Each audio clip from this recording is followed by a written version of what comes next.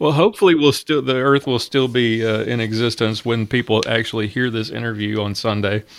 But if not, we'll still have fun with it. And the sad part is that no one will ever know.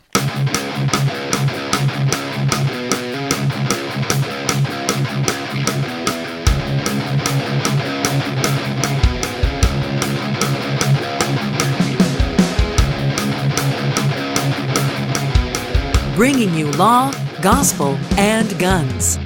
Welcome to Armed Lutheran Radio.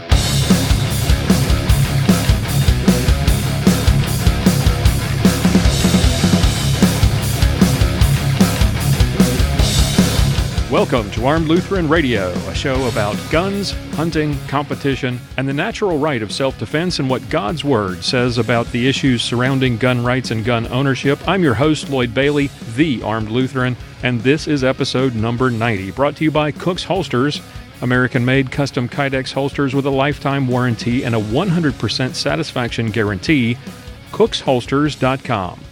Welcome to the show. Hope you had a great week. Thank you so much for making Armed Lutheran Radio a part of your day again this week. I really appreciate that. I had a crazy, craptastic kind of week, actually. I don't know how yours was. Mine was not so great. The project that got dropped in my lap back in April, the one that caused me to cancel my trip to the NRA annual meetings in Atlanta, well, that project blew up in my face this week, and I've been doing almost nothing but treading water and trying to salvage that project. Then on Friday, I got some kind of weird inner ear infection thing going on, and I spent the day dealing with vertigo, with the world spinning. That was fun. But the bright spot this week has been the podcast. I got to record a great segment of Clinging to God and Guns with Pastor Bennett. You're going to hear that next week. And I got to do my first post-GRPC interview. I'm lining up interviews with people that I met at GRPC. I've got some great interviews coming your way in the coming weeks, so stay tuned. You're going to really enjoy what you hear. Today, you're going to get to hear from Rick Ector, the firearms instructor and gun rights advocate from Detroit. I had the pleasure of meeting him at the Gun Rights Policy Conference here in Dallas. He's going to join me by phone today to talk about Detroit, to talk about diversity in the gun rights community, and we're going to do something that he hasn't done in a while, and that's take a stroll down memory lane and talk about how he became a gun rights advocate and an instructor. The full interview ran an hour and close to 40 minutes. So you'll be able to hear it in full if you join the Reformation Gun Club. That's our special members-only site for fans of the podcast. For as little as $1.50 a month or $15.17 per year, you get access to every tip, every interview, every roundtable. You get extended versions of those segments with audio that was cut to save time on the podcast. Check it out today, gunclub.armedlutheran.us. Sign up today. You get some great Armed Lutheran swag. You get member discounts at Deltec Force and Talon Gun Grips, Cook's Holsters, Easy to See Targets, and others.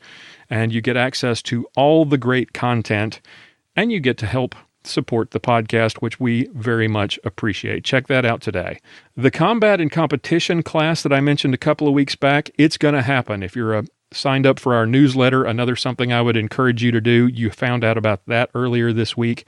We've got a date set. It's Saturday, November 18th at Mission 160 Tactical in Whitewright, Texas. It's going to be a half day of defensive handgun training with Aaron Israel and a half day of IDPA-style competition handgun training with Sergeant Bill. Tickets are available now on Eventbrite, and there's a link in the show notes. They're $220. And you get a 10% discount if you use the promo code ALR2017, 2017. So look for a link to that in the show notes and sign up if you would like to train with the cast of Armed Lutheran Radio. Now, the interview with Rick Ector, an IDPA Nationals wrap-up from Sergeant Bill, hunting tips from Mia, and a self-defense tip for concert goers from Aaron Israel, all that is coming your way today. Right after this, you're listening to Armed Lutheran Radio on the Self-Defense Radio Network.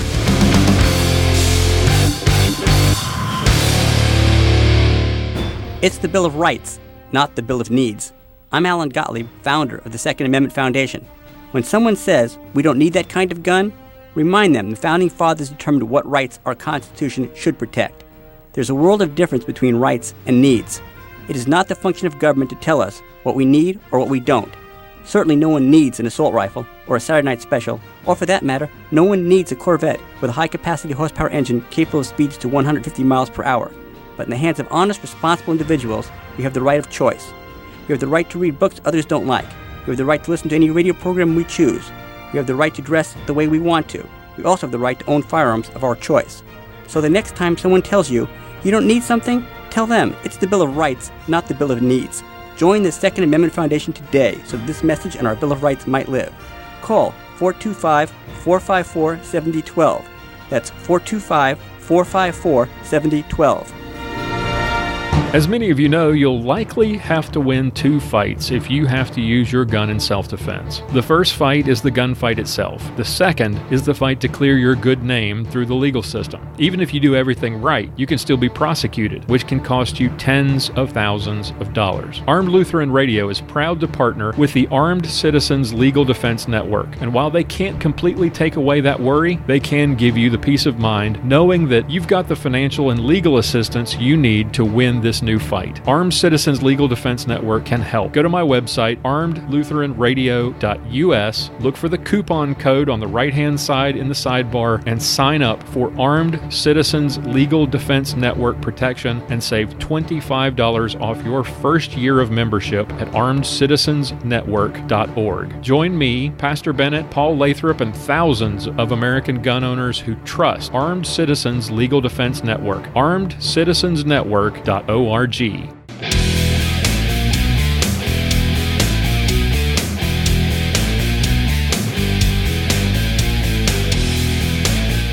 It's time for this week's self-defense tip from Aaron Israel of Fundamental Defense.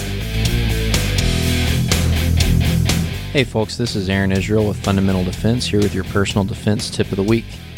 This week I want to talk to you about concert safety or any outdoor music festival type event in light of the Las Vegas massacre. First off, if you're planning on going to an outdoor concert festival, I would be very cautious about going to one of those if it's in an unsecure area that's surrounded by buildings that are unsecure like you saw in Las Vegas. They may have patted people down and done the normal concert security when the people walked into the festival, but obviously all the buildings surrounding the area were not secure, which is where the shooter was able to find a perch and do what he did on Sunday. So I would generally avoid going to that sort of a concert because you're just in an unsecure area, you're fish in a barrel, so to speak, and it's a very soft target, and this is not the last time we're going to see something like this take place. It's now rumored that the guy had hotel rooms that he had purchased at Lollapalooza and some other country music festivals where he was possibly scoping out the possibility of committing this mass murder, and so these are things that could be copied in the future and are a known terrorist TTP to begin with to do things like this. Even if it's not shooting, it could be a bomb exploding, something like that. If it's an unsecure area that's a big mass of people, I would stay out of it as a general rule. But obviously, we're still going to go to concerts. I went to a concert this summer to go see Metallica, and so you shouldn't just stop living your life just because there's a potential terrorist threat. So here's some things to think about if you are going to go to a concert.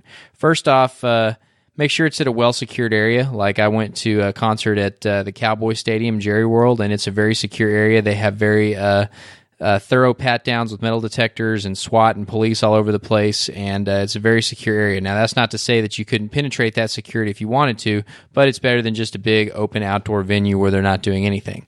As you're walking up to the concert venue from your vehicle, I would set a rally point somewhere outside. If you've got a restaurant that you're passing by or some kind of a really obvious landmark, I would set a rally point. And a rally point means you tell whoever's in your group, hey, this is where we're going to meet up if we get separated. So if something goes down and we can't find each other, this is where we're going to meet up after the smoke clears, so to speak. There are a lot of stories coming out of the Vegas massacre of people being separated from their loved ones in the chaos of trying to get out of there and then having to try to find each other afterwards. And cell service is not something that you can count on after a mass casualty event like this. A lot of times it ties up the cell networks. You're not able to get text messages and calls through. So setting that rally point and knowing where you're going to meet up after all things are said and done is going to be a really smart thing so that you can find your loved ones if you get separated. The next thing, go in early. Don't get stuck in a big mass of people trying to get into the venue. That's where you're most vulnerable, is when you're in those big masses of people. So get there early and go in when there's not huge lines so that you can get through security quickly and you're not caught in that big cluster of people out in front of whatever the venue is. Same thing when you're leaving. Wait till after the crowd has cleared before you decide to go ahead and exit the venue. If you think about the Ariana Grande shooting in London earlier this year, they were targeted as they were leaving in that big mass of people. So don't get caught in that mass of people leaving or entering the stadium, and you're going to lower your risk by doing that. So try to stay out of those big clusters. And right off of that, when you're inside the concert venue, I'm going to tell you, don't pick a seat that's going to put you in the center of the crowd of people. Don't be in the mosh pit. Don't be right in front of the stage, right next to the barricade. I know those are good places to watch the music if you want to get close to your favorite star, but from a personal defense perspective, that's the last place you want to be. Pick your seats by an exit if you can, or if your seats are not right by the exit, identify where the exit is and have a plan for how you're going to be able to get to that exit and what the quickest route of escape would be if you needed to get out of there quickly. When I was at the Metallica concert this summer, I had floor seats, which would have allowed me the opportunity to go into the mosh pit area and do all that if I wanted to, but instead I positioned myself close to an exit where I had an easy way to get out if I needed to. The exit was about 15 feet away from me, and I would have had a real easy avenue of egress if I needed to get out of that building. So place yourself close to an exit if you can, and if not, know how you're going to get to that exit if you need to get out quickly. The next thing, identify points of cover in your general vicinity. One of the only things you could really do in this Vegas shooting was find some cover and get behind it, and then wait for your opportunity when the gunshot stopped to get out of Dodge. So identify those pieces of cover ahead of time. You're looking for something that's a heavy steel girder or something like that. A lot of these stage equipment pieces have big steel pieces around them. There were some at the Metallica concert that I could have easily jumped behind. The barricades that they use around the stage could be good things for cover. Sometimes the vendors' areas have real solid pieces of metal around them. Identify that stuff ahead of time and know if I had to get behind cover, here's where I would go. Because if you're in a situation like you found in the Vegas shooting, then that's going to be one of the only things you can do, and you want to have that cover ID'd ahead of time. The next thing is the obvious thing that I preach about a lot on this program is carry enough medical kit for yourself and your loved ones. You ought to have at least one tourniquet, one Israeli bandage, or something similar, a compression bandage, and one quick clot item per person. So look at the Dark Angel medical kits on darkangelmedical.com. They've got pocket kits that have all of those things in them. You ought to have one on your person. Your wife ought to have one on her person. You ought to have enough for your kids and whoever else it is that you care about in your immediate vicinity, so that if you have to do self-care or render aid, nobody's coming to help you most likely in these situations. Medical care is not going to get there quickly, and it's a long ride to the hospital. So be able to have those things on your person and on your family members so that you can take care of each other in that situation, because it's going to be on you when things go down if they do. The last thing, you hear a lot of these situations, and Vegas was just another in a long string of them, where people say, I thought I heard fireworks and it turned out to be gunshot. It's never fireworks. If you hear gunshots and your brain says gunshots, don't sit around and wait to confirm whether they're fireworks or not. Get behind cover, start moving towards the exit, do what you need to do. Don't sit there and wait and see if they might be fireworks, because they almost never are. Trust your instincts. If you hear gunshots, react to the gunshots and start doing the things that you know you need to do, looking for cover and getting out of the building if you can. So that's my advice for you. Once again, I would avoid these outdoor music festivals where there's unsecure areas all around. These are just going to continue to be soft targets, as are concerts and big sporting events and things in general.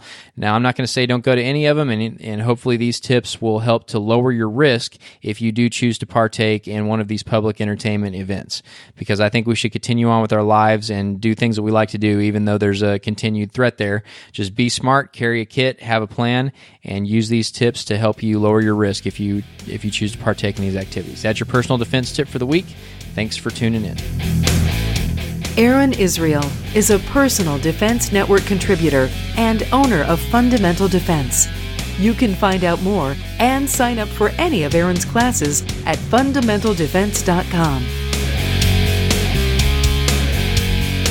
For the reloaders in the audience, have you ever ordered reloading supplies online? Well, if so, who do you call when you need help, or if you need something special? Will they give you a price that includes hazmat and shipping? Will they promise to beat their competitors' prices, including shipping? And when you call, do you talk to a customer service rep, or can you talk to the owner himself? Well, if you'd prefer a personal touch and great customer service, talk to my friend Jim Swindle at U.S. Reloading Supply. It's a family-owned business that focuses on helping shooters get all the components they need at the very best prices. They carry all the name brands. If you've got a special order or large quantities, ask them for a quote and they will help you find what you need at a great price. Use the promo code Lutheran2017 and save 10% off your order and get free shipping on orders over $50. Check them out online at usreloadingsupply.com or call them today, 941-451-7357. U.S. Reloading Supply.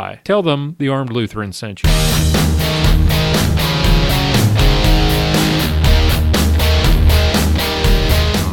Time now for another Ballistic Minute with Sergeant Bill Sylvia.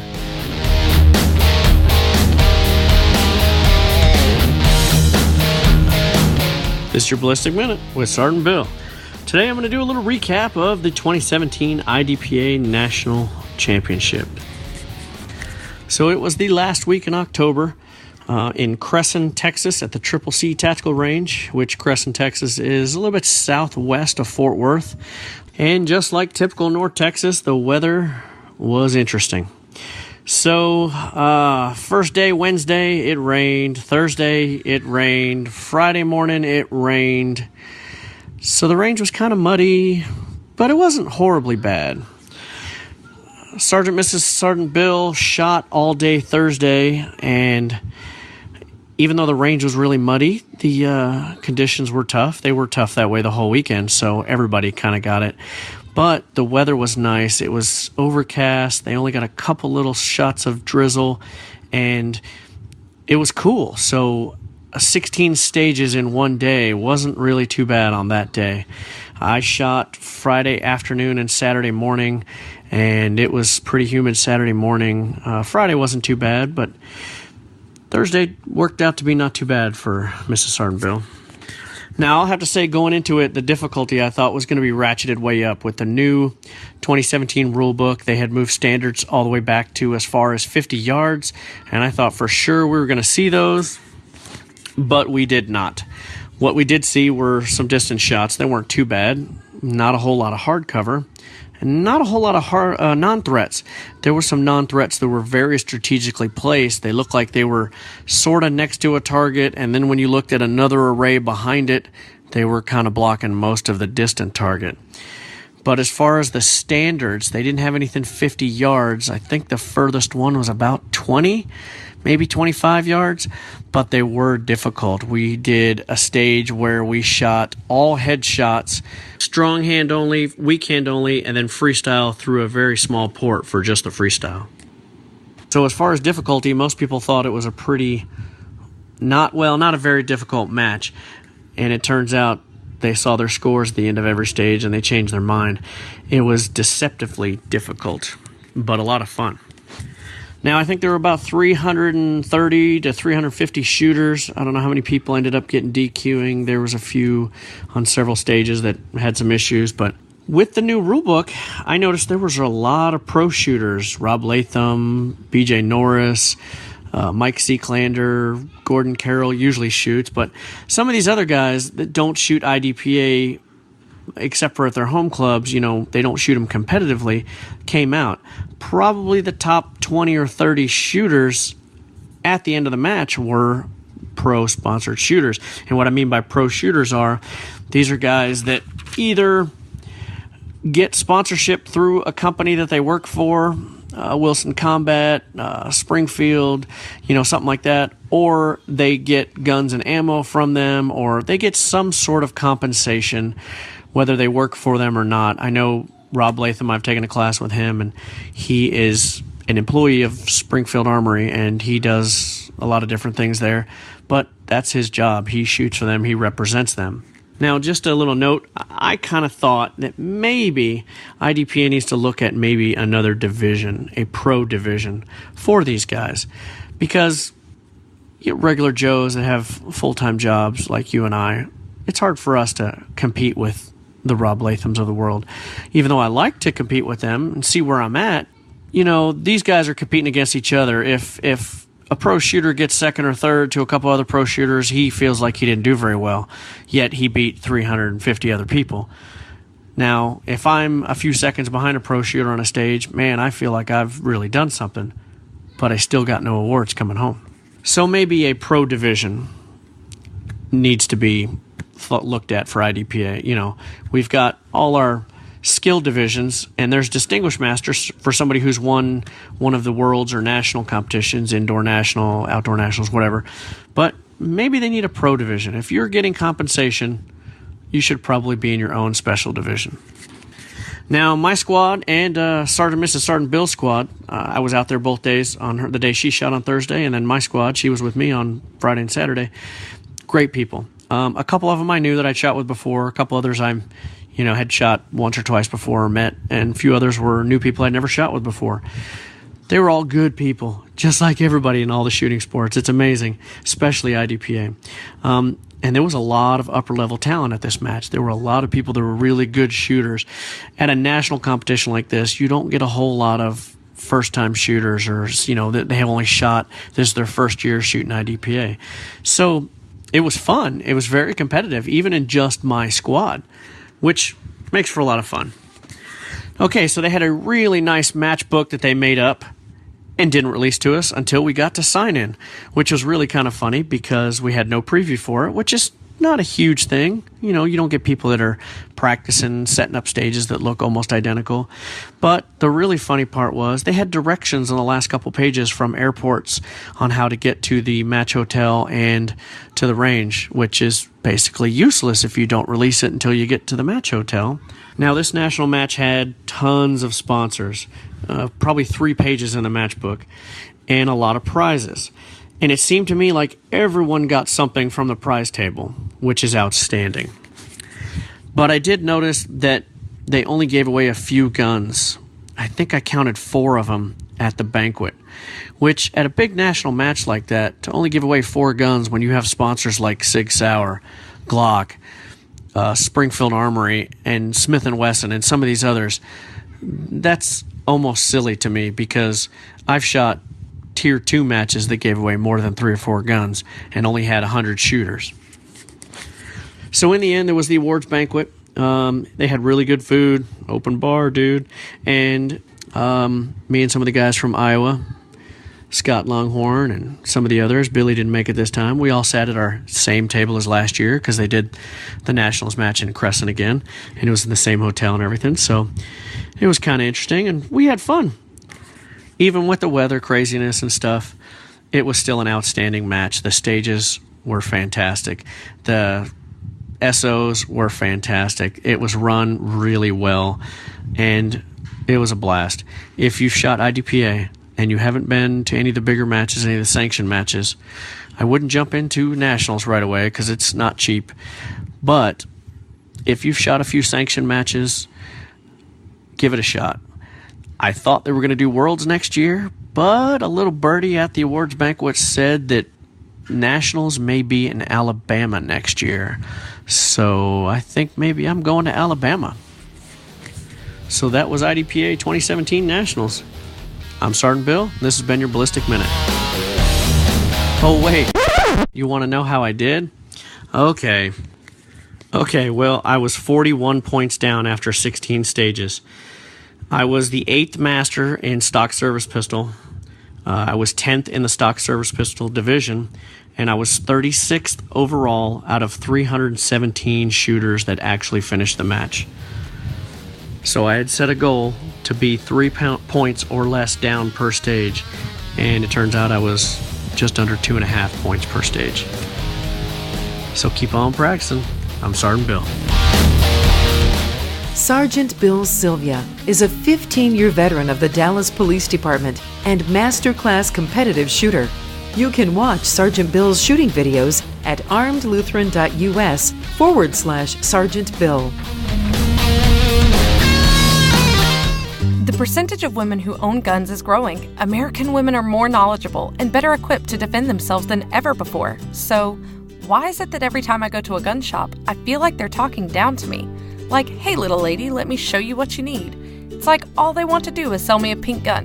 If you're tired of feeling that too, visit Guns for Gals, a specialty firearms boutique designed to empower women with information about firearm safety and to equip them with the means to protect themselves. The owners go out of their way to find products specifically for women, and they actually listen and ask questions to help you find the right products to meet your needs. If they wouldn't own it themselves, they won't sell it. Guns for Gals is located at 2035 Central Circle, Suite 108 in McKinney, Texas. Open Monday 1 to 6 and Tuesday through Thursday 11 to 7. And on weekends, you can find them at a gun show near you. Or shop online at www.gunsforgals.com. Guns for Gals, more than just a gun shop. It's how gun shopping should be.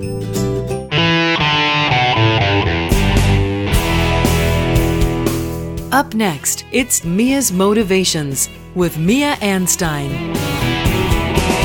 Hey guys, we are full on into hunting season, and while I'm in Colorado hunting big game, there are several of my friends that are out bird hunting and doing early waterfowl hunts and so forth. And I wanted to remind you guys that being outdoors, hunting and so forth, it's a great way to spend time with family and friends. Most people come to hunting by the way of a family member, and hopefully you can be that person and be a mentor. You get to spend time in the outdoors with your children, maybe with your parents or grandparents, and hopefully you can encourage others to enroll in a hunter education course and start hunting on their own. So whether you're hunting or not, being in the outdoors, it's incredibly enriching, and it really is just good for the soul. When you add the pursuit of game, it's just icing on the cake. It's really a challenge, and it's a great way to spend time in the outdoors with others. If you have a companion join you in the outdoors, there is an element of safety in that because you have someone else who can be there for you in the case of an bad event happening. So survival is important when we're in the outdoors, and when we start hunting, we often have that mentor along with us, and hopefully you will have a teacher who is experienced both in the hunt and survival.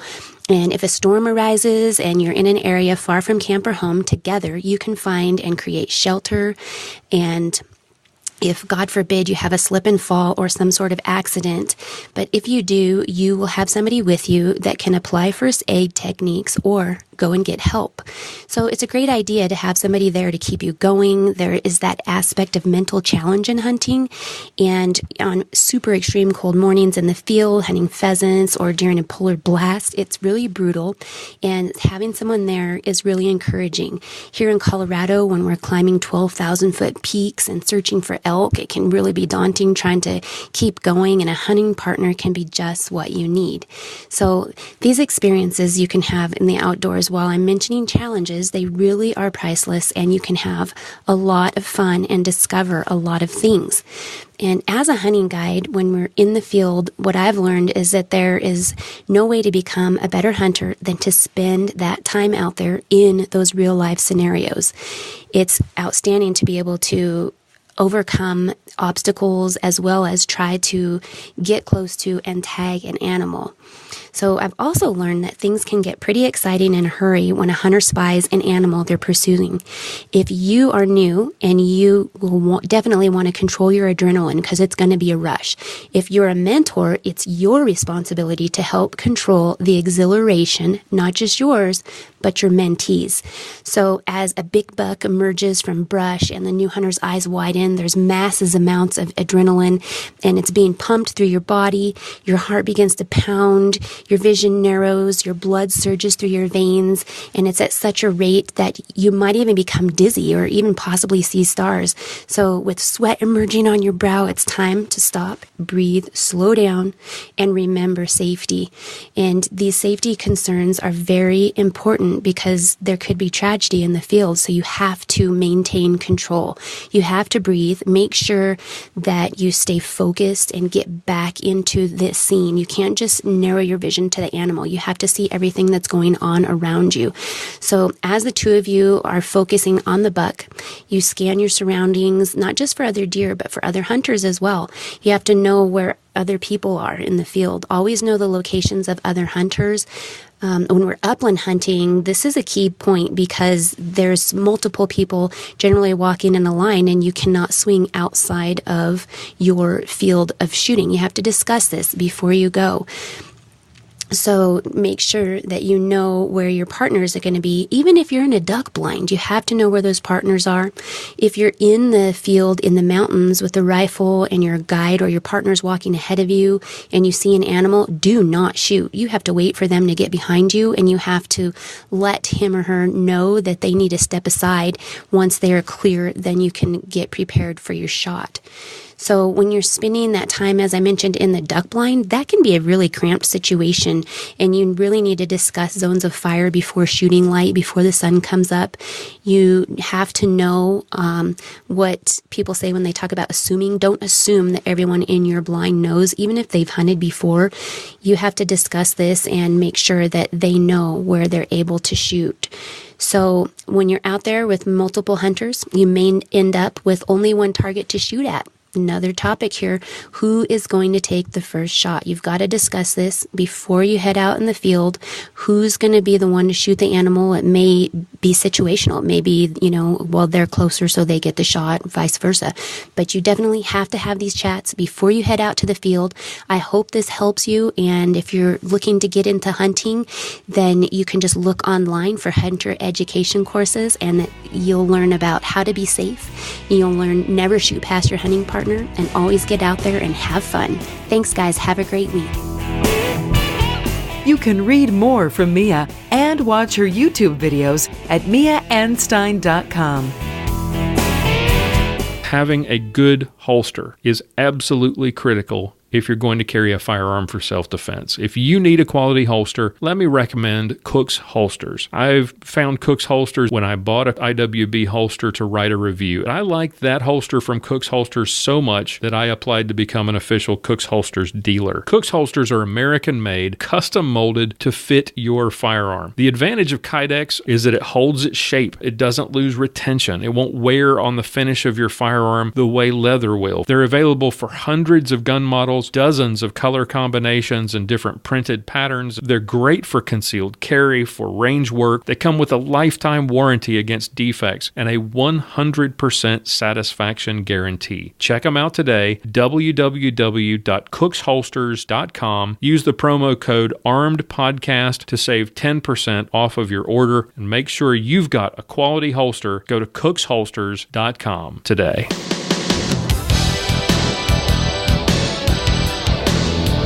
Welcome back to Armed Lutheran Radio. Today's guest is an NRA-certified firearms trainer, and he's a gun rights advocate from the great city of Detroit. And you've heard him on the Black Man with a Gun show with Ken Blanchard. You've read his work in places like Ammo Land and Shooting Illustrated, Town Hall. He's a frequent guest on local and national television, and he's the owner and chief instructor of Rick's Firearms Academy in Detroit. And he was one of the speakers on day one of the Gun Rights Policy Conference here in Dallas, and I had the honor of meeting him and hearing him speak. Rick Ector, welcome to Armed Lutheran Radio. Hey, man, thanks for having me on Armed Lutheran Radio. It was great also to meet you at the recent conference. Man, it is such a great thing to go to the conference, man, because, not only do you hear the individual presentation of what people are working on, but you actually get to meet the people who are actually doing things such as yourself. So I took my hat to you as well, man, because you actually came out to the conference and had a chance to tell us what you're doing back home. Well, I appreciate it, and I promised I wouldn't try to convert you, but never know. We'll see how things go. Right. That was one of the stipulations. You wouldn't try to convert me to Lutheran. So let's get started. Let's talk about you, some background about you for those who don't who don't know Rick Ector. Tell us a little about yourself, the man, not just the activist and the instructor. You grew up in Detroit, right? What was it like growing? I mean, Detroit was sort of the jewel of the Midwest at one point. I mean, when you were growing up, I'm sure it was very different than it is now. I mean, how was it different back then? I mean, you had the Renaissance Center. I remember when that was first built, and there was a time when Detroit had the Grand Prix, and it's very different today than it was when you were growing up. What was it like growing up in Motown? To me, there isn't much of a difference. I guess I'm too close to my hometown, and a lot of perceptions about the city. Tough time for the city of Detroit, because if you go back far enough, it was like the late 70s, early 80s, when one of the big three was actually struggling with survival, and as a matter of fact, took a bailout from the federal government itself to even stay in operation. And the auto industry was in tough times, the city was in tough times, and man, I remember an issue of Ebony magazine. Believe this, there was an issue where they took this picture of this place that was handing out block cheese, and the line stretched like at least a mile. Oh my goodness! A block of that hard, unmeltable cheese that they give out. But during that era, man, it was pretty tough. And we've gone through, when the auto industry is doing well, the city of Detroit is doing well. And at one time, I actually was employed, by a member of the big three. And when times were good, when they had all these ships running across the street and outrageous profit-sharing checks that were getting given out, man, I know what it's like to be here during some better economic times. So the thing, though, that I will say is that just looking for, there are times when I hear certain characterizations of the city that seem a bit off to me. There are times when times weren't so great, people were being rather rosy about. Of course, I think the opposite at times has also been the case. So, right. And I'm a lifelong resident. I just turned 50, so I've been here for a minute, and I have had a chance to see, things change over time. So, in terms of crime, and in terms of, I mean, we hear all the talk about inner cities and crime. Those reports are in the newspaper, and those people are probably not really, at ground level, like people like you and Marcus Weldon. What's it like? I mean, I'll tell you that it has always been a place where bad things happen. The question then becomes, well, how bad is it? How bad has it been?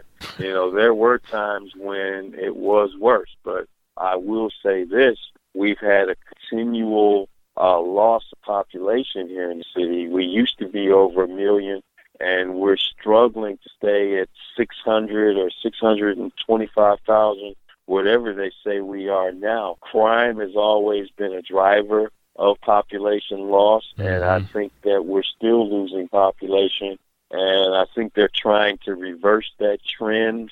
To my recollection, it has always been a very tough place to live.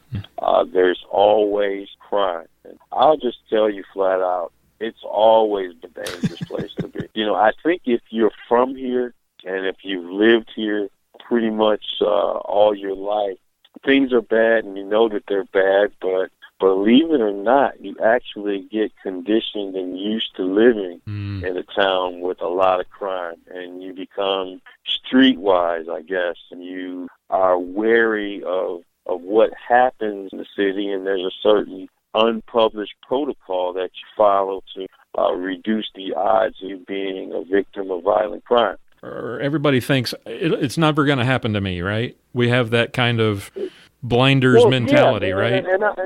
And I'll tell you, that's exactly the mentality I had, and it wasn't so much so that I was the proverbial ostrich with my head in the ground. It was, I felt that I had some practical routines that I followed. I was a drinker, I was a partier, I was a family man, I went to work, I came home, and that was it, as a result of it. In a very weird sort of way. I'm telling you that I'm actually glad that it happened. Did you grow up around guns? Was this, or not really. no gun in the house as a kid? I mean, they were in the house as a kid, but, I only found that out as an adult, when I was then shown the guns that were in the house that I grew up in, but I didn't know that there were guns in the house, Right. but there were. I found that out after many years later, even after I became a firearms instructor. So I personally did not own a handgun until after I got robbed. Mm-hmm. But before I got robbed, I thought as a practical matter to buy a 12-gauge shotgun because that's sort of the thing, I guess, guys or men are conditioned to believe, regardless of your political beliefs. When you look at it, when I look at it, I'm a late bloomer. I'm pretty much kind of late to the scene, man. But, you and me both. Well, before we get to that incident that changed your life, I wanted to ask you this because I was looking at your background, and it said you went to Wayne State planning to be an industrial engineer, right? Yeah, that was my major, industrial engineering. What attracted you to? What did you see yourself doing with your life had things been different? Well, you know what? Because the robbery happened so later in life, I actually was following that path. I can't say that I was always tracked to engineering and techie stuff, mm-hmm. but I discovered early on as a kid that I had, I guess, an ability in math and science. I didn't know what I wanted to do, but I had some natural, I had some natural, I guess, ability in that area, or at least I've had some good teachers who did a good job of teaching it to me and not, scaring me with it, telling me, that it was hard. And, I knew college was in the plans. My mom did a pretty good job of programming me that I was going to college. I just had no idea what I was going to major in. And it was that indecision, yet still having ability in math, science, and in communication. I thought I would at least pursue a path that would keep my options open. And so since I was mathematically inclined, I did some research in the library, and they said that engineering was a good field. Okay. I didn't really truly understand what engineering was all about, but I thought I'd at least explore it, and by the time I graduated, I might actually have that all figured out by then and see what happened. You know what? I ended up graduating with an industrial engineering degree, and by that time, I had pretty much figured out what my immediate path was, and that was to pursue an engineering-related position. I didn't actually go into engineering per se, but I actually became a quality engineer at this one firm, and then I worked there for a while, and then I left there and became a manufacturing supervision at a major auto company here in Metro Detroit, and did that for a number of years, all the way through the time that I had got robbed in my driveway. So and for many of us gun owners, there's that moment like yours when we decide to buy a gun. It's either some traumatic event, it's some because they think, well, I'm 21 now, I can buy a gun, it's cool. You had the routine down where you didn't do, what's that old saying, don't do stupid things with stupid people in stupid places. You like you were saying, yeah. you went to work, you were the family man, you went to work, you didn't go to bad places, you didn't drink, you didn't get into all this stuff, and then you come home and it happens at your home. Right. So that's the delusion that I lived, and people who are out there and may even hear this podcast are living this delusion. You believe that because you are a good person and that you don't do bad things, you believe that bad things will not happen to you. and you know what? It's the darndest thing. Trouble will literally come to your front door and find you, even if you are a good person and you do good things. So I was literally in my backyard, parking my car in a garage, approximately a 15-feet pathway from the detached garage to my actual home itself. It was dark. And literally, as I'm coming out of the door, locking the door, these two gentlemen had obviously been watching me pull into the garage. Who knows how many days they've been watching my routine, right? I don't even know if they were watching me. I'm just saying, if they were watching me, they would know that I came home at pretty much the same time every day. And so my routine was pretty predictable. And if these guys had saw me before, they knew exactly where I would be. And these two guys appeared. I had a corner house. They appeared from right around the corner. They pulled out a gun, and they announced the robbery. And as I saw them get closer and closer, and I'm literally pinned on my property up against my garage without a clear path to get access, to get away from these. And as this happened, I'm literally thinking to myself, wow. And I kept saying, wow, over and over again, like, I can't believe this is happening. Mm-hmm. And then once I got past, I can't believe this is happening, I'm like, okay, this is not going to end well. This is a bad situation. Oh, man. And then I'm like, wow, I'm literally kicking myself while I'm getting robbed. Why didn't I buy a gun? Why didn't I get a concealed pistol license? I was living, I guess, a delusional experience. I didn't need one. There was no sense of urgency, no need to go down there. And I just allowed that situation to occur. They got what, you get typically in a robbery. They had a small amount of cash. I might have had maybe $20. They got this minute track phone, cellular phone that I had. They got credit cards, identification, car keys, house keys, some jewelry that I wore at the time. Since then, I don't wear jewelry, but they got everything that I basically had on my person, and it was not, a sizable haul. I guess by robbery standards, the type of rewards you get during a robbery. Right. Not much, Right? You got to report it to the police, take the day off work, get new keys made to your automobile, to your home, change all your IDs, somehow get a driver's license without any identification. I mean, stop all your credit cards. Oh, and I'll tell you, one of the worst was talking to family and friends who told you to move out of the big bad city years ago. Oh. You were stupid for still living there in the first place, right? You had to deal with all those personal judgments, right? Yep. And then there's always the guy or the friend or the acquaintance. They're going to, show you some patented kung fu karate moves that had I had this conversation with them a couple of weeks ago, I probably could have, did this, that, or the other at gunpoint and saved the day, and that, this will help me in the future should I choose not to do the same stuff. So how long after that did you decide I'm getting a gun? Man, it didn't take long at all, because I tell you, I had an epiphany, right? Right. And I had conversation with friends. So this is one thing I had. It was an active duty law enforcement officer. And, he used to talk guns to me all the time, and I used to give him the anti-gun spiel. And who needs a gun? I'm like, oh, I bet you have hollow points in those guns, and they cause all this great horrific damage. What do I need a gun for, right?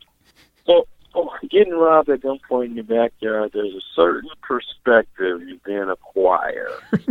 And then I realized no matter how great of a person I thought I was or how great the neighborhood I thought I resided, you can still be an armed robbery victim, even in your own backyard. Yep. So that was an eye-opening experience for me, and I suddenly became flexible with my personal ethics, and I allowed myself to buy a gun. It took me living it to truly understand, and for me to finally get it. When you come across the other side, the advocates, civilian disarmament, and banning all guns, they had never talked to the ones that I talked to. We talked to a guy like you with such passion, fervor, and a personal life story, not life, but a personal story that spoke to the issue at hand, civilian disarmament. Man, I was on fire. A man on fire is how I describe it. You know what? No matter what you had, I had an answer for it. I had done my homework. I'd done my research. And even better, I actually lived it and had a testimony to tell about it. So this did more than just make you decide to go out and get a gun. You wanted to learn everything you possibly could and understand the arguments. I not only wanted to learn everything I could about guns, I wanted to understand the gun politics and the rhetoric and the arguments. I wanted to understand it all and be able to judge for myself from my perspective, from my experience, from my vantage point as a violent crime, armed robbery victim, in my experience in my own backyard, what I could identify with. Mm-hmm. So where did you get the idea to start teaching? Now you've gotten, you're like you said, you're the man on fire here. You're just soaking up as much information about guns and about the issues as possible. It really was a natural extension.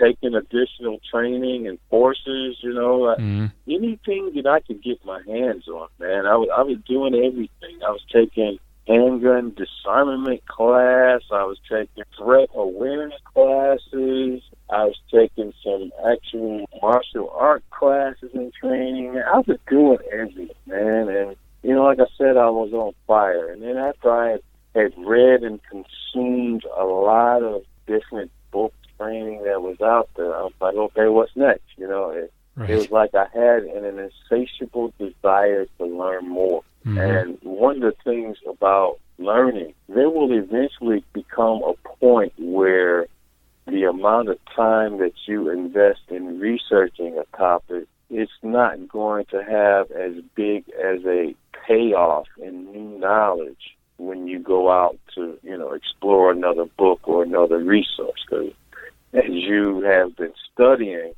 you've pretty much have heard some of the stuff that people are saying. It's just they're using different words, they're calling things different things or giving them proprietary, marketing titles or whatever. Mm-hmm. After a certain point in time, it's kind of all the same, but, what you might get a few good nuggets of information from continued research. And so I said, well, I don't necessarily plan on being a firearms instructor, but you know what?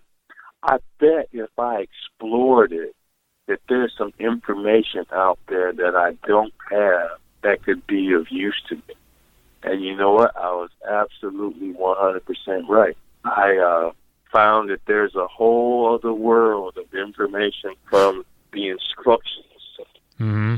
I got my initial certifications through the GRPC in both firearms safety, basic pistol, and personal protection in the home, which is the class that we have to take here in Michigan that qualifies with our training requirements for our concealed pistol license. I became an instructor, man, and I found as teaching the course to people who wanted to get their licenses, I had the opportunity to give them the benefit of the curriculum, and I had some personal experiences to share, both my mindset before I got the license and my mindset after the robbery.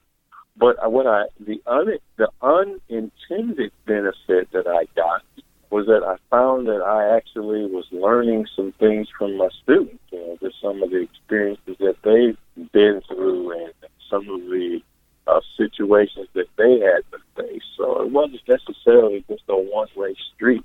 The act of teaching just gives you a whole new level of understanding the material, and you're actually sharing with people who are sharing some of their experiences back to you.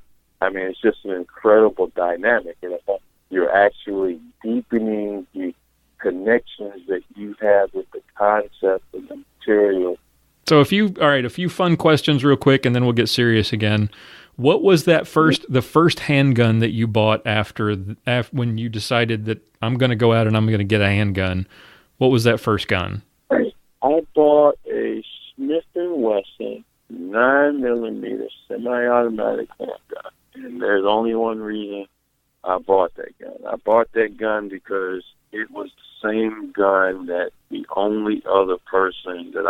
accessible to me, who I trusted enough to talk about guns, owned. Actually, this guy is my brother-in-law, my sister's husband. You know, he was in the guns before I was, obviously, and he was my frame of reference, and I asked him a few questions about guns. This was that gun that, if memory serves me right, it was the gun that came about as a result of the lawsuit that Smith & Wesson had with Glock. The Sigma. Yeah, the Sigma series. Yeah. Yes. You know exactly what I'm talking about. Yep. I had a Sigma, Smith & Wesson 9mm Sigma, with that god-awful heavy trigger pull, but, you know, you can get someone to work on it and take some of the weight off of it. Last fun question. Favorite gun in your safe right now? The one that if you had to get rid of every other gun, the one that you would keep? If I had to, well, I mean, from my standpoint, it would have to be a functional gun because, well, obviously. All right, let's talk sentimental then. Let's not necessarily let's take the I've got to have this one for this kind of purpose. Just the one gun that that is the most sentimental value to you. The one that has most sentimental value is that Sigma I told you about, and I still have it. The first one, and I wouldn't give it up for anything because it just is that special to me. This is like the first one that I had and carried. You know, it's the first one. I get it. All right, so let's get serious again for a minute. Let's talk big picture. There was a lot of talk about diversity at the Gun Rights Policy Conference, and you were on a panel with Shanine Allen and Marcus Weldon and Maj Touré. And Maj pointed out, oddly enough, we're talking diversity, but all the black folks are on the panel together.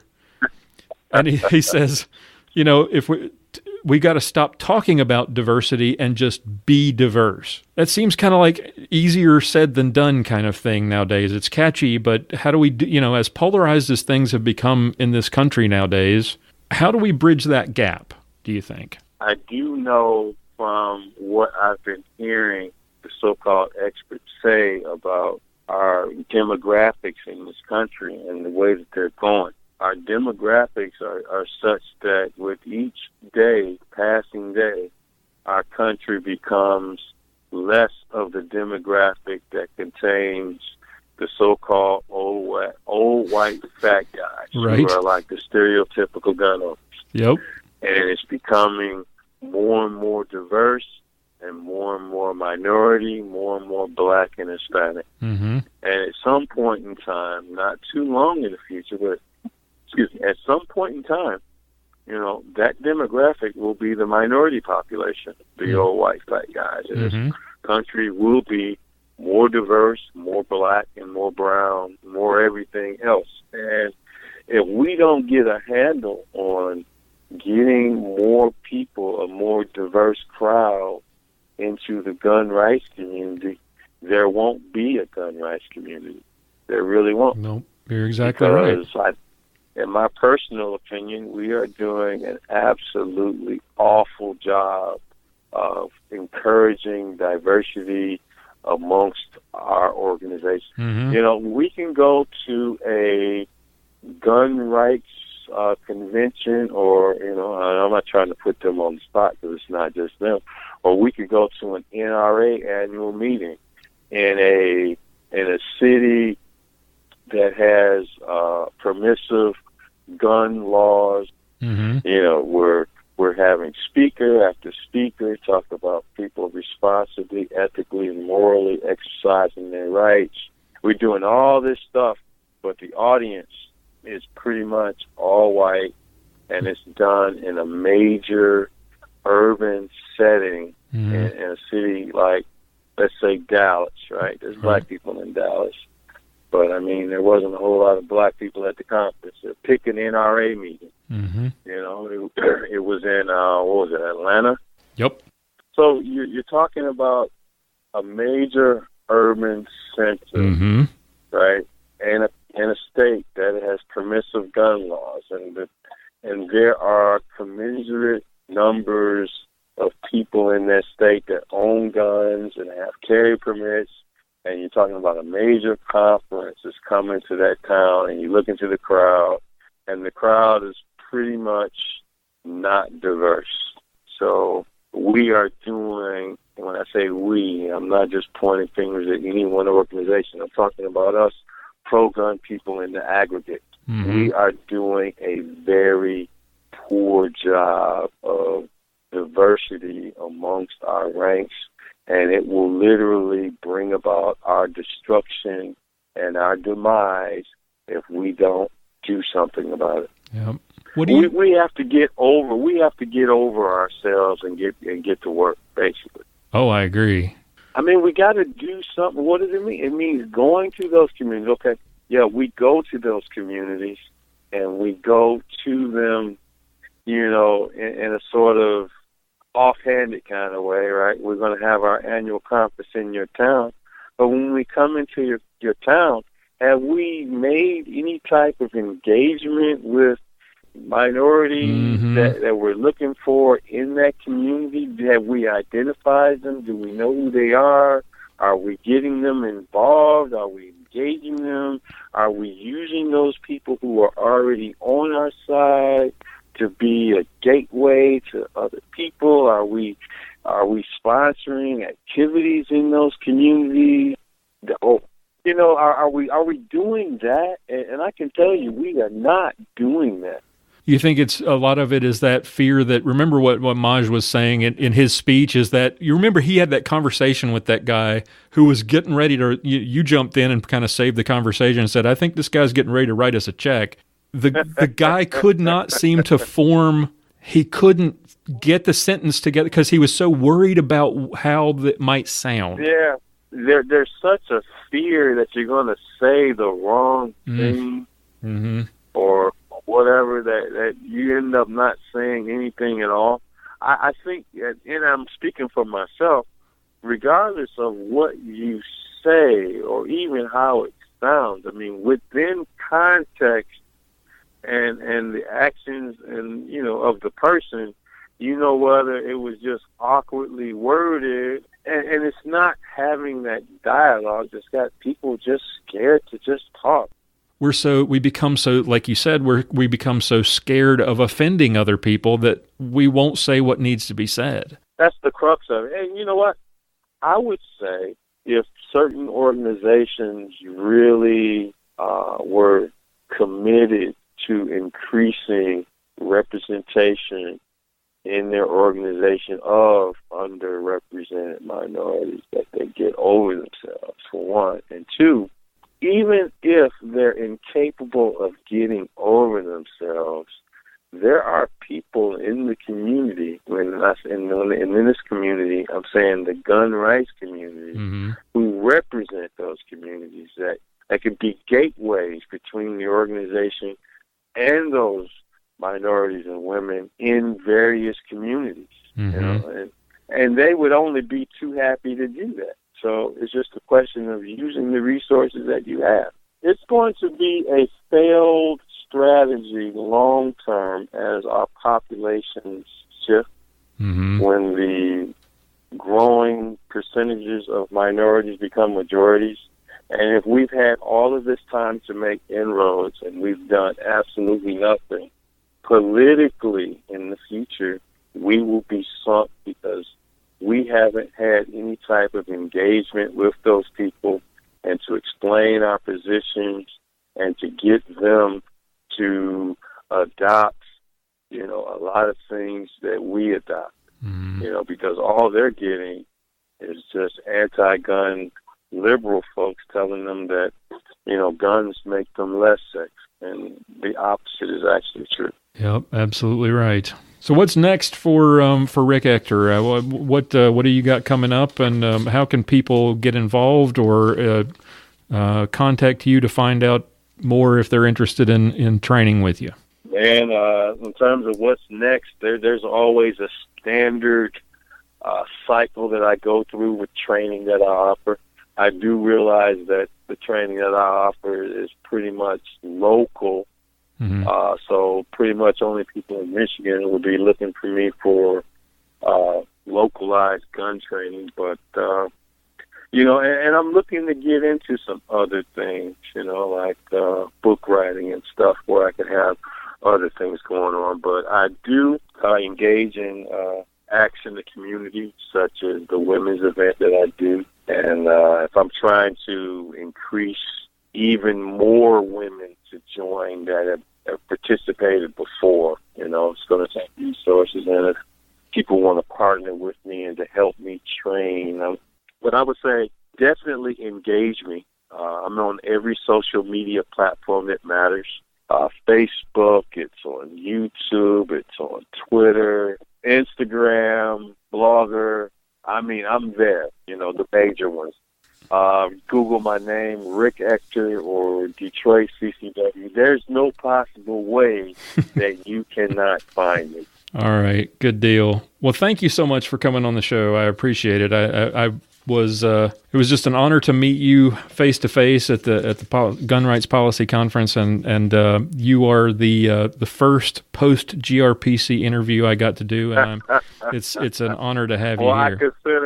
I consider it an honor to be the first GPRC guest on the show, and it was great actually meeting you at the show. We covered a lot of ground that I had not covered in media appearances in a while. So for me personally, it was actually fun going down memory lane. Oh, good. I'd love to have you on the show again. Thanks. I appreciate it. Oh, not a problem, man. Look forward to the next one. All right. God bless you. And that's going to wrap it up for this week. Thank you to my awesome cast of contributors, Sergeant Bill Sylvia, Aaron Israel, Mia Anstein, and Pastor John Bennett, who will be back with us next week in episode 91 as we continue our countdown to episode 100. And a special thank you to our guest, Rick Ector, for joining us today. Remember to check out the full-length interview with Rick and much more exclusive content available to you by joining the Reformation Gun Club at gunclub.armedlutheran.us. And thank you, dear listener, for joining us, for downloading, for subscribing. I hope you'll join us again next week for episode 91. Until then, keep shooting, keep praying. We'll talk to you next time.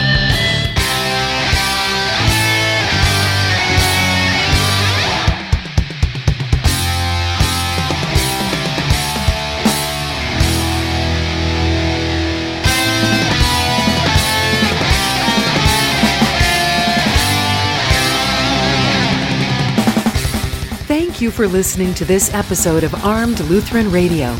For show notes, be sure to visit our website at www.armedlutheran.us. You can subscribe to this podcast on iTunes, Google Play, Stitcher Radio, and TuneIn. This podcast is made possible by Cook's Holsters and contributions from listeners like you.